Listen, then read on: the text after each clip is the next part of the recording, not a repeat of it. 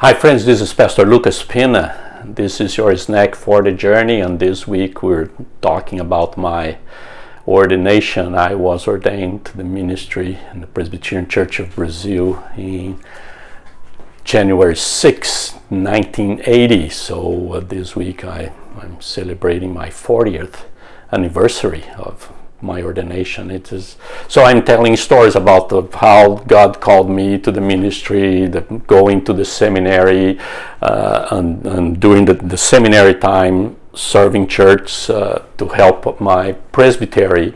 And the last video I talk about the presbytery meeting and the ordination, and it's so it was a great time. And then I look back, and today I'd like to tell, because some people ask me how you got here in US. So after I was ordained, I said that I went to Boa Esperança, and then after that I went to São Gonçalo do Sapucaí. Is a small congregation in my state.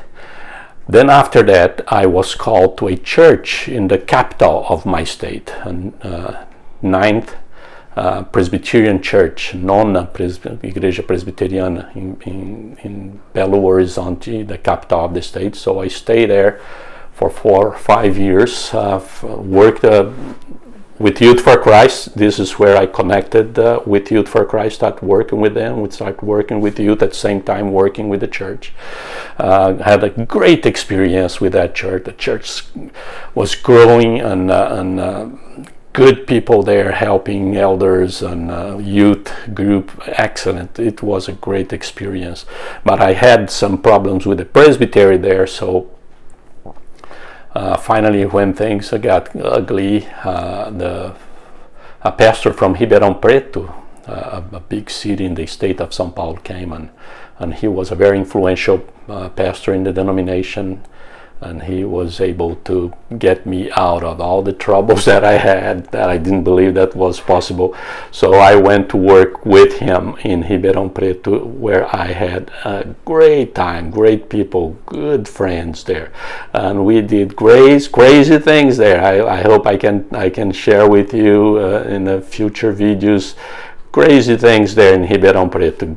Great people, so I was there. Then I went back to work with Youth for Christ, and because of my style of preaching, I don't know if you ever saw me preaching. It's a different style.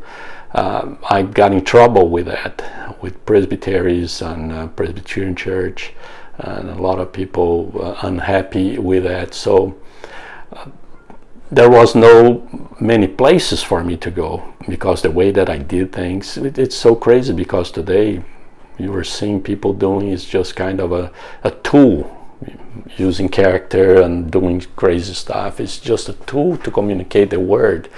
The content was a good content, at least I believe, a biblical, theological sound, but it was fun and different, and people react in a different way.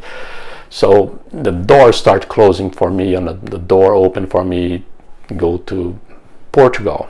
A friend of mine was working with professional soccer players there, so he invited me to go there and help him. So I went there, and when I was there, a church in New Jersey, a Portuguese-speaking church in New Jersey, found me in Portugal, and the pastor started calling me every day. And New Jersey to Portugal, is 6 hours something difference the time. So sometimes he would call me 2 o'clock in the morning, 3 o'clock in the morning, kind of, please come help us, please come help us. And I said, no, I'm here and I'm staying here. And finally I decided to come to US, work with them, and then work with an American church to reach out Portuguese speaking people, and start my journey. And from the New Jersey went to Cincinnati, when I connected with Peace USA, and I this is where I connected with Peace USA at that time. And they connect me with Louisville, and they transfer my ordination from Brazil to US. So And then I went to Ohio, Toronto, Ohio, to be the solo pastor. Was my first solo pastor in an American church, which was a very interesting experience for them and for us. So from Ohio, I went to Atlanta to coordinate the immigrant ministries for 3 presbyteries in Georgia.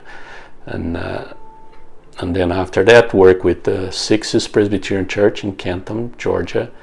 And from there, I came to Cocoa to be the pastor of Cocoa Presbyterian Church in Florida, where we're having a great time, good people. So it has been a journey, 40 years, and God has been good. God is good, He's faithful, and I'm so grateful for that.